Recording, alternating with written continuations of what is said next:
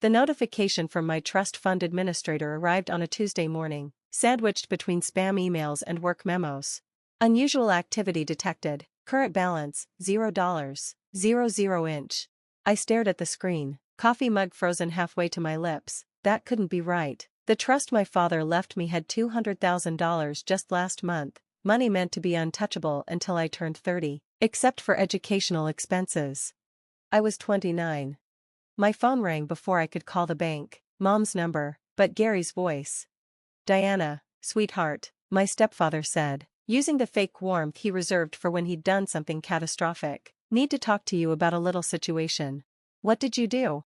"Now, don't get hysterical. I made an executive decision about your trust fund. As your father figure." "You're not my father," I interrupted, "and you can't access my trust. It's legally protected." His laugh was ugly. "Funny thing about being married to the trustee, your mother signed some papers, thought she was helping with taxes." My stomach dropped. Mom, of course, she'd sign anything Gary put in front of her, trusting the man who'd swept her off her feet 5 years after Dad died. "How much?" I asked quietly. "All of it, but listen, it's an investment. I've got a system." I hung up and drove straight to their house, my childhood home, now polluted by Gary's presence. Mom answered the door, eyes red from crying. "Diana, I'm so sorry, I didn't know." "Where is he?" Gary sat in my father's old study, feet up on the desk Dad had built himself. The room smelled like cheap whiskey and cigarettes. "There she is," he grinned, "my favorite stepdaughter." "Your only stepdaughter. Where's my money?" "Invested. The Mirage Casino has this high roller program." "You gambled away my inheritance?" "Invested," he repeated. "Big difference. I've been studying the patterns. See, roulette has sequences. And if you bet strategically, roulette is random, there's no pattern. That's what they want you to think." He leaned back, completely unconcerned. "Look, princess, your dad left you that money, but what good was it doing sitting in some account? Money needs to work." It was working, earning interest, waiting for me to buy a house, start a family, have security. "Security," he scoffed. "You're a social worker. You make, what, 40 grand a year? That trust fund was making you soft, complacent. You'll thank me for teaching you struggle." "Thank you? You stole from me." "Borrowed. I'll win it back. The system just needs time." "How much do you owe?" I demanded. "Beyond my trust?" His grin faltered slightly. "Few thousand here and there. Nothing major." "But Mom," hovering in the doorway, mouthed, 90,000. 90,000, plus my entire inheritance. "I'm calling the police," I said. "Go ahead." Gary shrugged. "Your mom signed the papers. Legal trustee. Cops can't do anything about a husband and wife managing family assets." He was right, I realized with growing horror. Mom was the trustee, had been since Dad died. Her signature was all he'd needed. "Mom," I turned to her, "how could you?"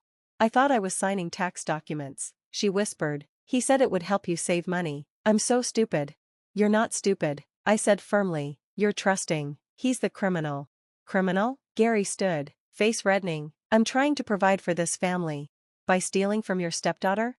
"By taking risks. Your father played it safe his whole life. And what did it get him? Dead at 45 with a mediocre bank account and a government pension." "He got a family who loved him," I shot back, "a daughter who respected him, a legacy of actual good in the world." "Legacy," Gary sneered. "You know what your legacy is? Helping junkies and runaways who'll never amount to anything, just like you helped them at that pathetic job." I left before I said something I'd regret, or did something I'd regret. The rage bubbling inside me could have powered a small city. At work the next day, I threw myself into cases, anything to avoid thinking about the crater where my future used to be. No house down payment, no graduate school fund, no safety net. "Diana?" My supervisor knocked on my cubicle. "You okay? You look." "I'm fine, Janet." But I wasn't. For 5 years, I'd worked with foster kids aging out of the system, homeless youth, runaways. I'd seen how quickly life could spiral without financial security. Now I was one emergency away from being my own client. The call from the casino came 3 weeks later. "Ms. Reeves, this is Martin Chen from the Mirage. We need to discuss your stepfather's account." "He's not my problem," I said tiredly. "Whatever he owes." "Ma'am, he's listed you as his emergency contact, and collateral." "Collateral? I didn't sign anything." "He claims you're aware of his debts and willing to cover them. The amount has become significant." How significant? 150,000. He's been banned from the premises, but the debt remains. We're prepared to pursue legal action.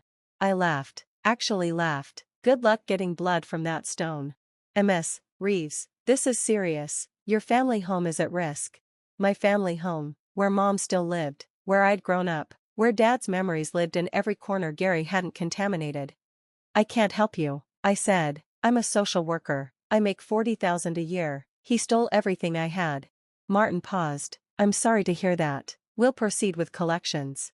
The next months were hell. Collections agencies called constantly. Mom aged a decade, stress-etching lines around her eyes. Gary oscillated between manic schemes to win everything back and depressive rages where he blamed everyone but himself.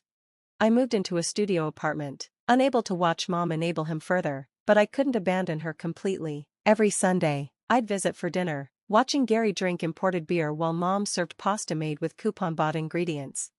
Any big cases? Mom asked one Sunday, desperate for normal conversation. Actually, yes. Remember Marcus Thompson? The boy from your first year? Marcus, 15 when I'd met him, aged out of foster care and living under a bridge, angry at the world, suspicious of help, too proud to admit he was scared. It had taken months to earn his trust, longer to get him into transitional housing. He's been doing well, I said, got his GED, then community college. He's actually. Sounds like a waste of taxpayer money, Gary interrupted, already 3 beers in, kid's probably dealing drugs by now. He's in business school, I said coldly, full scholarship to state, graduates next month. Sure he is, Gary belched. They all say they're turning their lives around, then they end up right back where they started. I thought of Marcus at 16, teaching himself calculus from library books, at 17, working 3 jobs while finishing high school, at 18, crying in my office when the scholarship letter arrived. You don't know anything about the kids I work with, I said. I know they're lost causes, like they're bleeding heart social workers. 5 years passed. 5 years of watching Mom shrink while Gary expanded. 5 years of collections calls and basement casinos and promises that the next bet would fix everything. I'd rebuilt my savings slowly, thousand by thousand, sacrifice by sacrifice. No vacations, no restaurants, no life beyond work and rice dinners. The house went into foreclosure. Mom moved into my studio. Gary disappeared for weeks at a time, chasing poker games and loan sharks.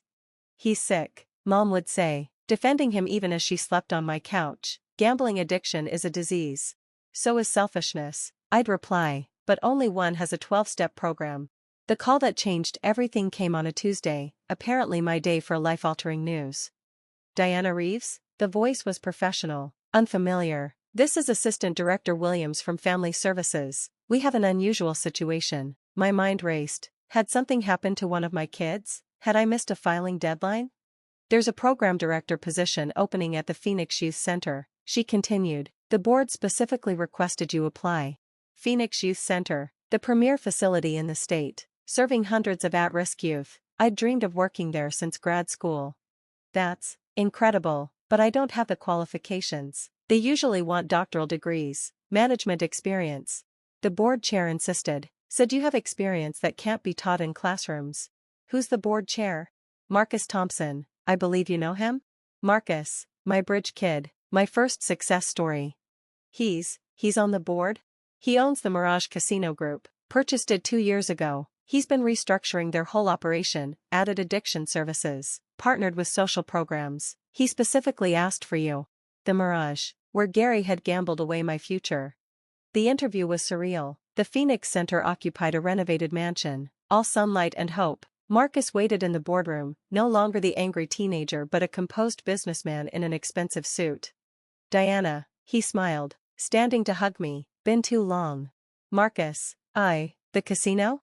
Started with restaurant management after college, he explained. Worked my way up. When the Mirage went up for sale, I saw an opportunity. Casinos profit from desperation. I wanted to change that.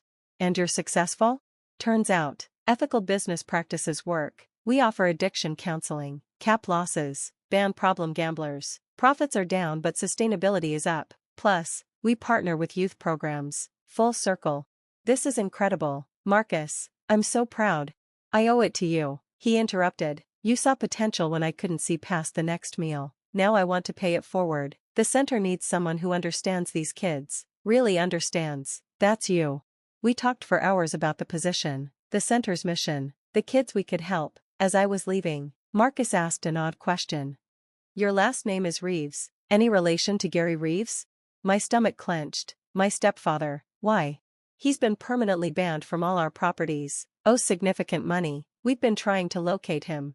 I don't know where he is, I said honestly. He destroyed my family and disappeared. Gambling addiction. Marcus's expression shifted. Diana, what exactly did he do? So I told him, the trust fund, the house, mom's savings, everything. That's why you lived so frugally, he said quietly. I always wondered why you never took vacations, drove that ancient car. You were rebuilding from nothing. It's fine, I survived. No, his voice hardened. It's not fine. He stole your father's legacy while you were helping kids like me. That's not justice. Marcus, when's the last time you saw him? 6 months ago? He came by demanding money. I called the police. Marcus made a note. If he contacts you again, call me immediately. The debt he owes, it's substantial, and we have new policies about collecting from people who've stolen from family members. I got the job, of course. The salary was triple what I'd made as a frontline worker. For the first time in 5 years, I could breathe, save, dream. 3 months into the position, organizing our annual fundraising gala, Gary resurfaced. He looked terrible, gaunt, unwashed, years of running catching up. He waited outside the center, approaching as I left. Diana, there's my girl. Gary, I kept walking. You're not supposed to be here. Come on, let's talk. I heard about your new job. Big shot now, huh? What do you want? Just a small loan, few thousand to get back on my feet. I've got a system. No. You owe me, he said, following me to my car. I made you strong, taught you to survive without daddy's money. You stole from me, there's a difference. Details, he waved dismissively. Point is, you're successful now, time to help family. You're not family, you're a parasite who destroyed my mother's life. His face darkened. Ungrateful bitch, just like your father, thinking you're better than everyone. I am better than you, I said calmly. So was he, so is mom, so is literally everyone who doesn't steal from their children. He grabbed my arm as I reached my car. You'll help me, or I'll make trouble. Show up at your fancy events, tell everyone what a cold bitch you are, abandoning family. Let go of me. Not until you agree to help. Mr. Reeves. We both turned. Marcus stood behind us, flanked by 2 security guards. Marcus Thompson. Gary's eyes lit up with desperate hope. The casino owner. Sir, I've been meaning to discuss my account. We'll discuss it inside, Marcus said coolly. Diana, you can go, we'll handle this. She's my stepdaughter, Gary protested. This is family business. No, Marcus corrected. This is casino business. You owe us $150,000, plus interest, plus penalties for the fraudulent chips you tried to pass last year. Fraudulent, I never. We have video evidence. Now, we can discuss payment plans in my office, or we can discuss them with the district attorney. Your choice. Gary's face cycled through emotions, rage, fear, calculation. Diana, tell him I'm good for it. You stole my inheritance, I said simply, gambled away my father's legacy. I have nothing to tell him except the truth. You'll thank me someday, Gary sputtered as security guided him away. When you're tough enough to handle real life. Marcus lingered as they left. He'll be charged with fraud. The fake chips are a felony. Between that and the theft from your trust, he's looking at serious time. Will my mother have to testify? Only if she wants to. We have enough without her involvement. I started crying then. 5 years of anger and loss and forced strength crumbling at once. Hey, Marcus said gently, you saved me when I had nothing. Let me return the favor. You already have. The job is what you deserve, what you've always deserved. Diana, you helped dozens of kids while rebuilding from nothing. That's not survival, that's heroism. Gary got 7 years. The fraud charges stuck, along with theft by deception for manipulating mom into signing trust documents. He'd apparently been running similar scams across 3 states, always targeting family members of gambling addicts he met in casinos. You'll thank me for teaching you struggle, he'd said. He was wrong. I didn't thank him for anything, but I did learn that sometimes justice comes from unexpected places. Sometimes the 15-year-old kid you find under a bridge grows up to own the casino where your stepfather gambled away your future. Sometimes the best revenge isn't revenge at all, it's building something beautiful from the ashes of what was stolen. The Phoenix Center now serves 500 at-risk youth annually. We have a special program for kids whose families have been destroyed by gambling addiction. Marcus funds it personally. Gary serves his time in minimum security, running poker games for cigarettes. He writes occasionally, demanding money, claiming I owe him for making me tough. I don't respond. I'm too busy helping kids like Marcus find their way from bridges to boardrooms. Turns out the real gamble was believing in human potential, and unlike Gary's systems, that one actually pays off.